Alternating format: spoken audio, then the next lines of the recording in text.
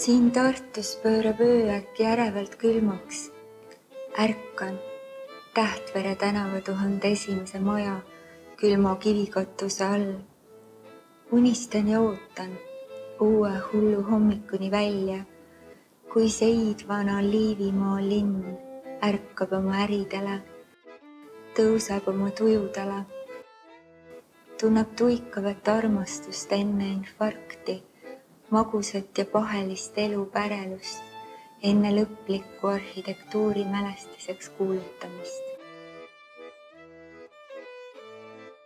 Oma linnakirjaniku aasta jooksul 2017 ma olin just valmis kirjutanud raamatu Kohtumised ja ma juba kirjutasin oma järgmist luuleraamatut Aga armastusel on metsalinnu süda.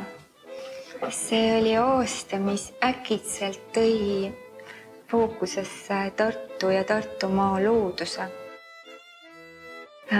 Seoses siis ärimeeste plaaniga rajata siia hiiglaslik tselluloositehas. Oli see selline väga ühendav aasta, kus toimusid väga paljud protestiaktsioonid ja nendes ma osalesin ja võtsin sõna. Ja võib-olla minu enda jaoks kõige erilisem oli esineda ligi 5000 inimese ees Tartu Emajõe ketil. Meie kodu ei reostata. Me anname uutele põlvkondadele üle veel puhtama Emajõe. Sind kohtasin Emajõe sillal, kui Pärnad tilkusid mett. Oh, kuidas küll jälle siin sillal taas keset voolavat vett. Mulle meeldib kujutleda seda ajaloolist Tartut. Natuke isegi liiga palju, et ma ei suuda unustada seda. Ja ajalugu annab meil ikkagi võtme selleks, et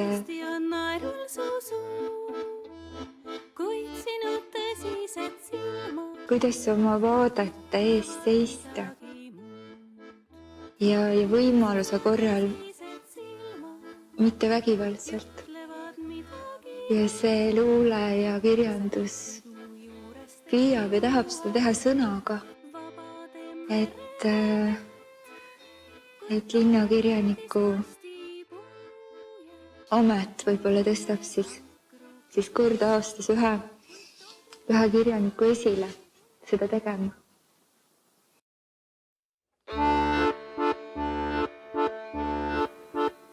Mul on kahju, kõik hävib, mis loodi, kõlab kaastunde sõnume suul.